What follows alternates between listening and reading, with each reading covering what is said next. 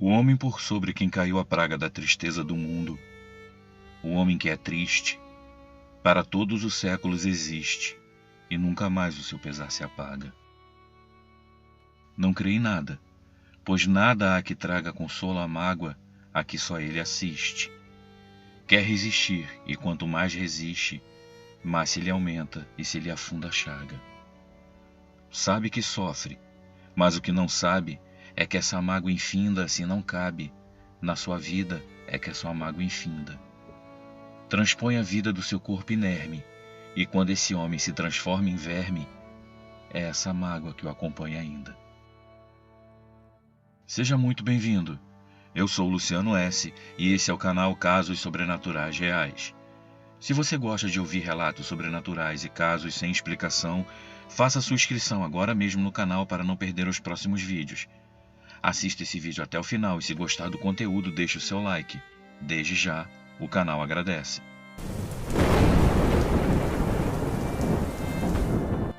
Eu me identifico tanto com esse poema que parece que ele foi escrito para mim. O poeta Augusto dos Anjos parecia ser meu amigo íntimo para retratar a minha vida com tanta perfeição. Eu me vejo tanto nesse poema que o tatuei nas minhas costas como parte do planejamento que eu tinha para tirar a minha própria vida. O fato de eu estar aqui hoje escrevendo esse relato já denuncia que eu não levei esse plano adiante. E o que me fez mudar os meus planos, eu nunca vou conseguir explicar nem com todas as palavras do mundo. Eu e meu irmão Rafael nunca fomos próximos. Ele sempre foi, desde criança, uma pessoa muito fechada e pouco aberta ao diálogo e à amizade. Eu sou 4 anos mais novo que ele. Desde que eu me entendo por gente, ele nunca me tratou com carinho. Nunca tivemos amizade. Ele parecia me odiar desde que eu nasci. O natural, segundo o que me contam, já que eu nunca passei por isso, é que um relacionamento entre irmãos seja de amizade, proteção e cumplicidade. Meu irmão sempre fez de tudo para que eu apanhasse dos nossos pais. Ele quebrava coisas e colocava a culpa em mim. Quando nossos pais davam alguma ordem, ele descumpria e dizia que eu é quem tinha feito. Ele mentia para que eu apanhasse, e quando isso acontecia, ele ficava rindo em um canto da casa e me olhando com um olhar muito cruel. E quando eu não apanhava, ele mesmo se encarregava de me bater. Eu comecei a ter pânico dele. Quando ele se aproximava, o meu coração disparava. Eu tinha crises de choro e chegava a passar mal de verdade. Eu vivia fugindo dele, vivia me escondendo. Quando eu precisava ficar em casa sozinho com ele, eu me trancava no quarto e não saía por nada nesse mundo. Uma vez eu tentei contar aos meus pais tudo o que ele me fazia, mas eles não acreditaram em mim. Eles diziam que eu é quem inventava as coisas e uma vez até me botaram de castigo. Para o meu irmão, aquilo era o máximo. Me ver sofrer parecia fazê-lo feliz. Com o passar dos anos, eu me tornei uma pessoa muito tímida e retraída. Na minha mente, eu é quem era o culpado de tudo que acontecia comigo. A cada dia, eu me tornava mais solitário e triste. Eu não tinha amigos e raramente saía de casa. Passava o tempo todo trancado dentro do meu quarto lendo e ouvindo música. Quando eu fiz 10 anos e ele já estava perto de completar 14, o nosso pai morreu. Contam que ele infartou no trabalho e caiu morto quase que instantaneamente. Não deu nem tempo dele ser socorrido. 2 anos depois, foi a vez da minha mãe falecer depois de uma luta cruel contra um câncer de mama. Foi o dia mais triste da minha vida, quando ao voltarmos do cemitério para nossa casa vazia, ele se virou para mim e me disse: "Agora não tem mais ninguém aqui para te proteger." Eu simplesmente me sentei no sofá e fiquei ali chorando de soluçar, quase sufocando com as minhas próprias lágrimas. Ali foi a primeira vez na vida que eu quis morrer. Quem sabe se eu me juntasse aos meus pais, eu poderia achar algum tipo de proteção e consolo, já que ali eu só encontrava ódio e maus tratos. Eu nunca tinha ouvido falar que a tristeza pudesse nos deixar doentes, e eu aprendi por experiência própria. Eu fui parar em um hospital por conta de uma febre altíssima. Meu peito doía como se um caminhão tivesse passado por cima do meu coração. e eu só conseguia chorar e chorar. Eu passei quase uma semana internado em hospital e ele nem sequer apareceu para me visitar. Quando eu voltei para casa, ele nem olhou para mim. Do sofá de onde estava sentado, ele apenas me disse: "Não morreu não, é?" Eu tinha uma teoria para todo esse ódio que meu próprio irmão sentia por mim. Eu acho que ele não queria dividir o amor dos nossos pais comigo. A vida dele deveria ser perfeita enquanto ele era filho único. Ele recebia todas as atenções, todo o carinho, todos os presentes, e eu, aos olhos dele, era um intruso que deveria ser eliminado. Ele era extremamente egoísta e cruel. Nossa tia, irmã da minha mãe, sempre ia nos visitar para arrumar a casa e levar comida para a gente. Eu pedi a ela quase todas as vezes para me levar para morar com ela, mas ela dizia que na casa dela não tinha espaço, mesmo ela não tendo filhos. Eu contava as maldades que meu irmão fazia comigo e ela sempre dizia que eu estava exagerando. Eu contava que ele escondia comida para que eu não me alimentasse, ele não me deixava ligar a TV e tinha dias que ele nem me deixava ficar dentro de casa. Ele simplesmente me pegava pela camisa e me jogava na rua. Ela me disse que não podia me ajudar, infelizmente. O marido dela não gostava de crianças e nunca quis ter filhos, então não era justo impor a minha presença na casa deles. Se ele nunca quis ter um filho, não era justo com ele fazê-lo criar, nas palavras dela, o filho dos outros. Quando ela foi embora, nesse dia eu me tranquei no quarto, e a ideia de acabar com tudo veio pela primeira vez à minha cabeça. Para minha infelicidade, eu não tinha coragem o suficiente. O que eu sabia que teria coragem era para fugir dali, ir embora. E foi o que eu fiz. Peguei uma mochila e coloquei algumas roupas. Fui até o armário onde guardávamos o dinheiro das compras e peguei tudo. Depois simplesmente fui embora daquela casa. Fui pegando carona, indo de cidade em cidade, até não saber mais onde eu estava e nem como voltar para casa. Eu queria poder dizer que isso resolveu os meus problemas, mas não. Os anos foram se passando e eu sempre estive bem longe de ser uma pessoa feliz. Eu consegui um emprego que apenas garantia o meu sustento depois de trabalhar apenas por um prato de comida durante anos. Durante os primeiros meses de trabalho tudo ia bem, até que durante um assalto eu acabei sendo baleado. Levei um tiro que atingiu meu fêmur e afetou a minha mobilidade, me fazendo andar com o apoio de uma bengala pelo resto da vida. Com a mobilidade reduzida, eu não conseguia mais exercer a minha função e acabei sendo demitido. Nesse meio tempo, eu tive um breve casamento que terminou com a morte da minha esposa grávida e do meu filho que ela esperava. Ela entrou em trabalho de parto depois de cair de uma escada e teve uma hemorragia bem séria. Quando eu fui avisado e cheguei ao hospital, os dois já haviam morrido e nem me despedir eu pude. Eu me dei conta depois de muito tempo que eu jamais havia chorado de felicidade. Eu via sempre na TV, nos filmes e nas novelas, os personagens chorando felizes depois de receber uma boa notícia, ao se curarem de doenças, casando ou vendo seus filhos nascerem saudáveis. Isso é algo que eu nunca tive e eu tinha certeza jamais teria. Eu era o homem por sobre quem caiu toda a praga da tristeza do mundo. Eu tinha certeza disso.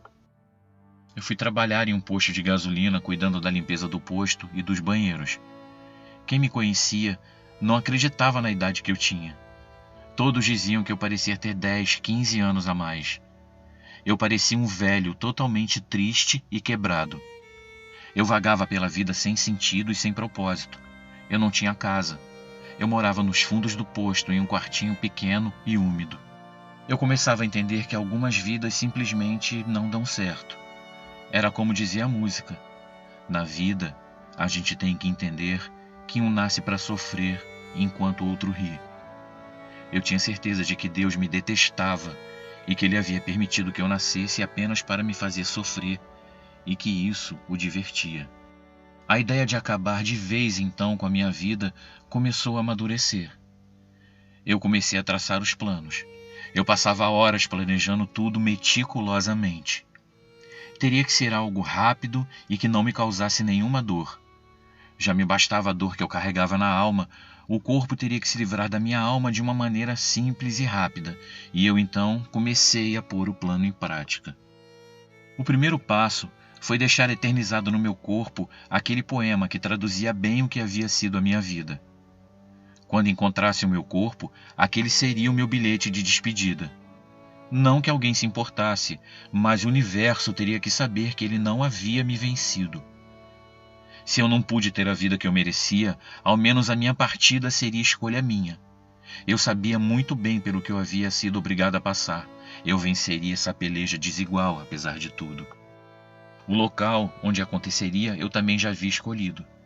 Teria que ser na minha antiga casa, no meu antigo quarto. E meu irmão deveria ser o primeiro a me encontrar. Assim ele veria o que todo o ódio e crueldade dele foram capazes de fazer. Essa seria a minha vingança. Eu então trabalhei o mês todo economizando o máximo que eu pude. Logo após receber o meu pagamento do mês, eu peguei as minhas coisas e fui embora. Tomei um ônibus dessa vez, ao invés de ir pedindo carona, pois isso poderia demorar muito e eu queria terminar logo com isso de uma vez.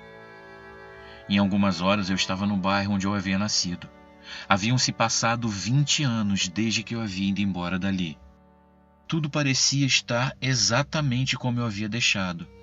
As mesmas casas, as mesmas lojas, as pessoas circulando, sobrevivendo às suas vidas sem perspectivas. Eu perguntei a mim mesmo por que eu havia demorado tanto tempo para entender o quanto a nossa vida é sem sentido e que todos nós caminhamos para o mesmo buraco inescapável e inevitável que é o fim de tudo. A luz de significado que a gente acende sem querer na escuridão do mero existir, um dia vai se apagar, e disso ninguém nunca vai conseguir escapar. Caminhei sem perceber a chuva que caía fina e fria sobre a minha carcaça cansada e parei diante da casa que eu havia crescido. Ela estava bastante diferente. Estava suja, as paredes rachadas, as portas quebradas. Parecia que ali nunca houvera vida. A porta não estava trancada e eu entrei. Lá dentro estava tudo revirado e quebrado. Muito lixo jogado pelo chão, muitas coisas destruídas. O cheiro de carniça era insuportável. Não era possível saber o que havia acontecido ali, mas o meu irmão não estava lá. Pelo estado da casa, ele deveria estar fora há bastante tempo. Eu fui andando até o quarto que era dele, e quando cheguei lá, eu vi de onde aquele cheiro de carniça exalava. Repousando na cama dele estava um corpo já cadavérico, a pele do rosto parecendo cera derretida.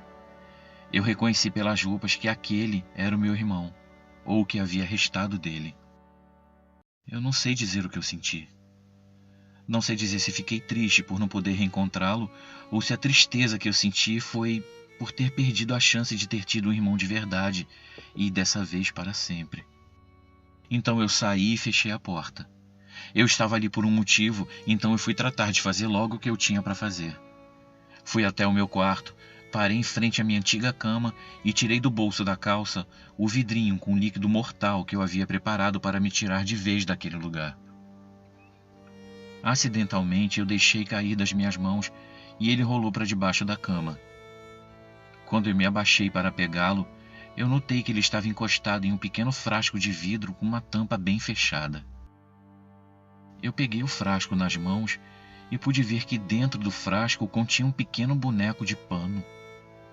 Em volta do seu pescoço, alguns fios de cabelo enrolados como se fosse uma corda e vários alfinetes espetados em sua cabeça. Eu tentei abrir o frasco, mas ele estava colado com o que parecia ser cera derretida. Eu forcei a tampa e consegui abrir. No interior da tampa estava o meu nome escrito, com o que parecia ser uma tinta vermelha, ou talvez até sangue. Ali estava a resposta para a praga da tristeza do mundo que havia caído sobre mim. Ali eu pude ver e sentir com todas as cores a força do ódio que eu despertei no meu próprio irmão, sem nunca conseguir entender o porquê. Junto me veio a certeza de que eu jamais entenderia e que eu nem deveria tentar entender, na verdade. Aquela casa me oprimiu tanto que mesmo longe eu me sentia atingido por ela. Mesmo sem voltar nela há anos, eu me sentia atado, preso àquela casa, como se ela fosse uma âncora amarrada ao meu corpo me puxando para o fundo do mar. Foi então que eu percebi que eu poderia ter uma chance, que eu poderia ao menos tentar fazer tudo diferente. Eu fui até a cozinha e encontrei uma caixa de fósforos. Na despensa, peguei uma garrafa de álcool e comecei a despejar pelo assoalho e as cortinas. Deixei tudo bem encharcado e antes de sair pela porta, risquei o fósforo e o joguei no chão. Em pouco tempo, as labaredas começaram a consumir a velha casa, queimando junto todas as minhas lembranças. Toda a dor que eu passei ali pareceu estar sumindo pouco a pouco e eu pude sentir a minha alma ficar mais leve. Na janela do quarto de cima, onde meu irmão dormia, eu pude ver a silhueta dele se formando e olhando bem nos meus olhos lá de cima. A imagem durou pouco tempo, até que o fogo a envolveu e ela desapareceu por completo. Eu então virei as costas e fui caminhando, com a certeza de que um novo dia nasceria e que eu nunca mais na minha vida, eu iria perder nem um só minuto da minha existência tendo pena de mim mesmo. Meu irmão, se inscreva em nosso canal. Deus te abençoe.